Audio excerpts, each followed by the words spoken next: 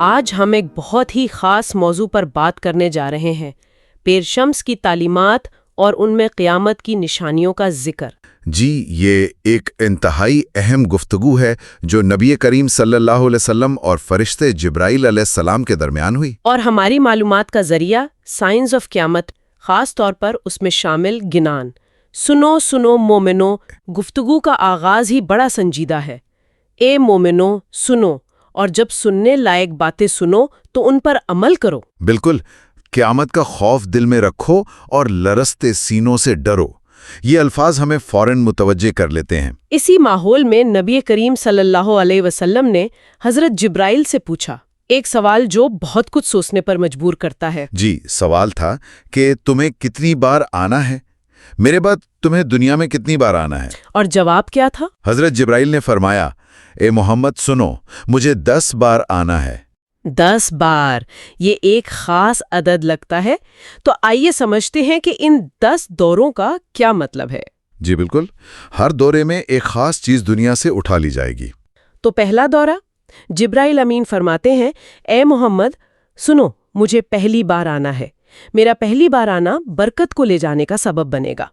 برکت، اس کا کیا مطلب ہے؟ کیا صرف پیسے کی کمی؟ نہیں، صرف پیسہ نہیں، برکت تو ایک وسیع تصور ہے۔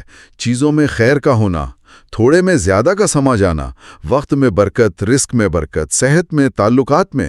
جب یہ اٹھے گی تو چیزیں بے اثر ہو جائیں گی۔ اچھا، یعنی مقدار شاید ہو، پر وہ خوبی، وہ اطمینان نہیں رہے گا۔ بالکل، محنت زیادہ، نتیجہ کم، وسائل موجود، سکون غائب، یہ ہے برکت کا اٹھ جانا۔ یہ تو بڑی خاموش تبدیلی لگتی ہے۔ جی، شاید فوراً پتہ بھی نہ چلے۔ جی، بتدریج ہوگا، آہستہ آہستہ۔ ٹھیک، تو یہ پہلا قدم تھا۔ دوسری بار کے لیے فرمایا، اے محمد سنو، مجھے دوسری بار آنا ہے۔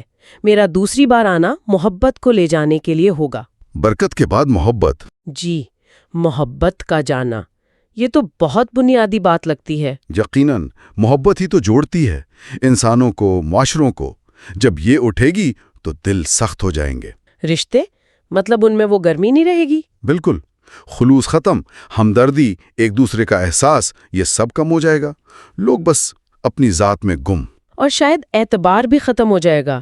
محبت کے بغیر تو بھروسہ مشکل ہے نا؟ یقیناً، شک بڑھے گا، بدگمانیاں ہوں گی، ایک سرد مہری سی چھا جائے گی معاشرے پر۔ پھر تیسری بار، اے محمد سنو، مجھے تیسری بار آنا ہے۔ میرا تیسری بار آنا رحمت کو لے جانے کے لیے ہوگا۔ برکت گئی، محبت گئی، اب رحمت۔ یہاں رحمت سے مراد اللہ کی وہ خاص مہربانی ہے جو یوں سمجھ لیں کہ کائنات کے نظام، خاص طور پر زمین کی پیداوار سے جڑی ہے۔ جب یہ اٹھے گی تو فرمایا گیا، ایک دانہ بھی نہیں اگے گا۔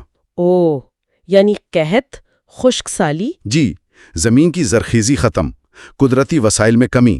شاید جو آج کل ہم ماحولیاتی تبدیلیوں کی بات کرتے ہیں، یہ اسی طرف اشارہ ہو۔ یہ تو پچھلی 2 نشانیوں سے زیادہ ظاہری ہوگی پھر۔ ہاں، بظاہر ایسا ہی لگتا ہے، کیونکہ اس کا اثر براہ راست کھانے پینے، ہماری بقا پر ہے۔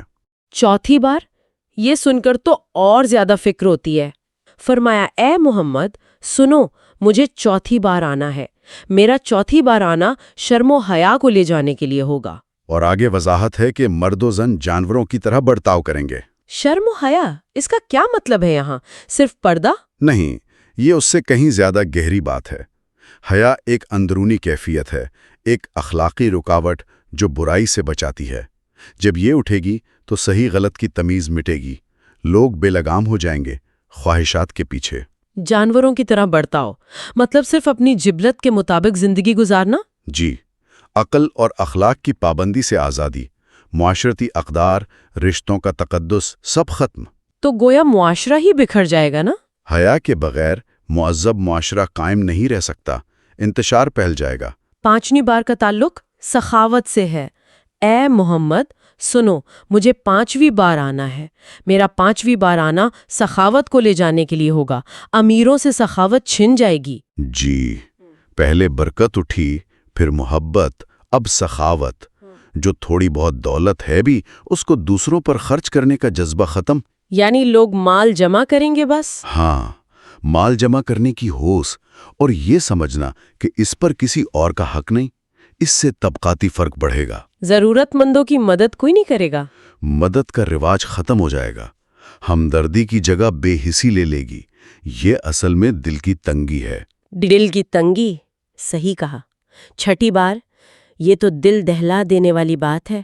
اے محمد سنو، مجھے چھٹی بار آنا ہے، میرا چھٹی بار آنا ایمان کو لے جانے کے لیے ہوگا۔ ایمان کا اٹھ جانا۔ وفادار کم ہوں گے، سب بے ایمان ہو جائیں گے۔ ایمان وہ تعلق ہے جو بندے کا اللہ سے ہے، زندگی کا مقصد اسی سے ہے۔ جب یہ اٹھے گا تو لوگ روحانی طور پر خالی ہو جائیں گے۔ خدا پر یقین کم ہو جائے گا یا ختم ہی ہو جائے گا؟ کمزور پڑے گا، یا بہت سے لوگوں میں شاید ختم ہو جائے۔ دنیا پرستی عام ہوگی، شک، بے یقینی، الالحاد پھیلے گا۔ وفادار شاذ و نادر ہوں گے، یعنی سچے مومن بہت کم رہ جائیں گے۔ جی بالکل یہی مطلب ہے۔ اور اس کا اثر کیا صرف عبادات پر ہوگا؟ نہیں، ایمان تو اخلاقیات کی جڑ ہے۔ جب خدا کا خوف، آخرت کا یقین کم ہوگا تو گناہ کرنا آسان ہو جائے گا۔ یہ اخلاقی زوال بھی لائے گا۔ 7ویں نشانی وعدوں سے متعلق ہے۔ اے محمد سنو، مجھے 7ویں بار آنا ہے۔ میرا 7ویں بار آنا قول یعنی وعدے کو لے جانے کے لیے ہوگا۔ حکمران وعدے توڑیں گے۔ وعدہ یہ اعتماد کی بنیاد ہے، چاہے افراد کے درمیان ہو یا حکومت اور عوام کے۔ جب حکمران ہی وعدے پورے نہیں کریں گے تو پورا نظام، اس کا اعتبار ختم ہو جائے گا۔ قانون کا احترام بھی نہیں رہے گا پھر۔ جی، معاہدے بے معنی ہو جائیں گے۔ لین دین میں، تعلقات میں، ہر جگہ بے یقینی، دھوکہ دہی بڑھے گی۔ تو یہ صرف حکمرانوں کی بات نہیں، عام سطح پر بھی ایسا ہوگا۔ جب اوپر سے رواج بگڑے گا تو نیچے تک اثر آئے گا۔ لوگ ایک دوسرے سے کیے وعدوں کا پاس نہیں رکھیں گے۔ 8ویں بار عدل کے اٹھائے جانے کی بات ہے۔ اے محمد سنو، مجھے 8ویں بار آنا ہے۔ میرا 8واں بار آنا عدل کو لے جانے کے لیے ہوگا۔ انصاف ختم، ظلم عام۔ عدل تو معاشرے کی ریڑھ کی ہڈی ہے۔ جب حکمرانوں سے، قاضیوں سے انصاف اٹھ جائے گا تو پھر طاقتور کمزور کو کھا جائے گا۔ حقدار کو حق نہیں ملے گا؟ بالکل نہیں، قانون صرف کمزور کے لیے رہ جائے گا۔ ہر طرف ناانصافی، رشوت، ظلم، یہ معاشرے کو اندر سے کھوکھلا کر دے گا۔ یہ تو معاشرہ ٹوٹتا ہوا نظر آ رہا ہے۔ پہلے اعتماد گیا، اب انصاف بھی۔ جی ہاں، یہ نشانیاں بتدریج اسی زوال کی طرف اشارہ کر رہی ہیں۔ ہر اگلی نشانی پچھلی سے جڑی ہوئی ہے۔ 9ویں نشانی صبر کا اٹھ جانا ہے۔ اے محمد سنو، مجھے 9ویں بار آنا ہے۔ میرا 9ویں بار آنا صبر کو لے جانے کے لیے ہوگا۔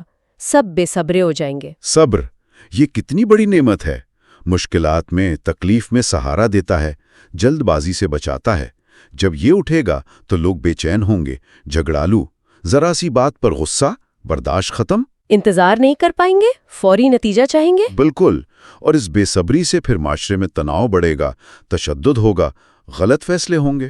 اور اب 10ویں اور آخری بار، یہ سب سے اہم لگ رہی ہے۔ اے محمد سنو، مجھے 10ویں بار آنا ہے۔ اس بار قرآن کو لے جانے کے لیے آنا ہے۔ جی، قرآن کا اٹھ جانا یہ حتمی نشانی ہے۔ قرآن، ہدایت کا سر چشمہ، اس کے اٹھنے کا کیا مطلب ہے؟ کتابیں غائب ہو جائیں گی؟ شاید کتابیں موجود ہوں، لیکن اصل چیز، قرآن کا فہم، اس کی تعلیمات پر عمل، اس کی روح، وہ اٹھا لی جائے گی۔ لوگ پڑھیں گے مگر سمجھیں گے نہیں۔ سمجھیں گے نہیں یا سمجھ کر بھی عمل نہیں کریں گے۔ جب ہدایت کا یہ آخری چراغ بھی بجھ جائے گا تو پھر مکمل اندھیرا ہے۔ اس کے بعد کیا ہوگا؟ پیر شمس کیا فرماتے ہیں؟ فرماتے ہیں سب جاہل ہو جائیں گے، علم کو کوئی نہیں سمجھے گا۔ جاہل؟ کس قسم کی جہالت؟ دنیاوی علم تو شاید ہو۔ ہاں، دنیاوی علم ہو سکتا ہے، بہت ہو، ٹیکنالوجی ہو، لیکن اصل علم یعنی ہدایت، معرفت، حق و باطل کی تمیز، وہ ختم ہو جائے گی۔ زندگی کا مقصد سمجھ نہیں آئے گا۔ اور پھر یہ کہ لوگ لباس کو پہچانیں گے، حقیقت کو نہیں۔ ریشمی کپڑے پہن کر آنے والوں کو خدا کی طرح مانا جائے گا۔ بالکل، جب اندر کی قدریں ختم ہو گئیں، ایمان، محبت، حیا، انصاف اور قرآن بھی اٹھ گیا، تو لوگ ظاہر پر جائیں گے۔ دولت، شان و شوکت، مہنگے کپڑے، یہی معیار بن جائیں گے۔ جی، کردار کے بجائے ظاہری چمک دمک، اور ایسے لوگوں کی پوجا تک شروع ہو جائے گی۔ یہ مکمل روحانی دیوالیہ پن ہے۔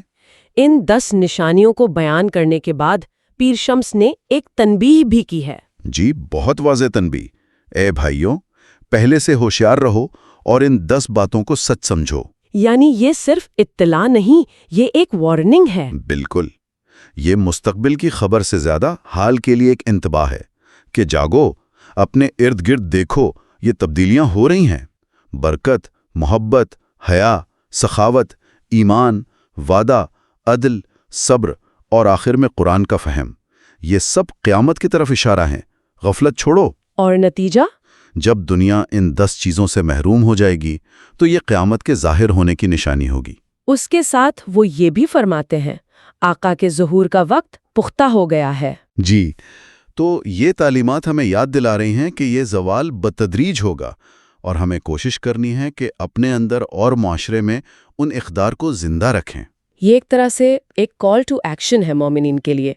चौकस रहो, तैयारी करो। बिल्कुल। तो आज की गुफ्तगू का खुलासा ये हुआ कि पीर शम्स के मुताबिक क़यामत का आना इन बुनियादी इंसानी और रूहानी इक़दार के ख़ात्मे से जुड़ा है। जी, ये एक आईना है जिसमें हम अपने ज़माने को देख सकते हैं और गौर कर सकते हैं। और आखिर में एक सवाल जो आपने उठाया, जी, वो ये कि अगर ये ज़वाल बतदरीज है तो क्या हम इनफरादी सतह पर अपने हल्के में इसके खिलाफ कुछ कर सकते हैं? क्या इन इक़दार को जिंदा रखा जा सकता है चाहे बड़े पैमाने पर हालात कुछ भी हों? बिल्कुल।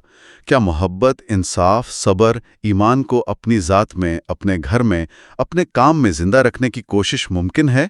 ये एक अहम सवाल है जिस पर हम सबको सोचना चाहिए। बहुत शुक्रिया, ये वाकई गौर व फिक्र की दावत है। शुक्रिया।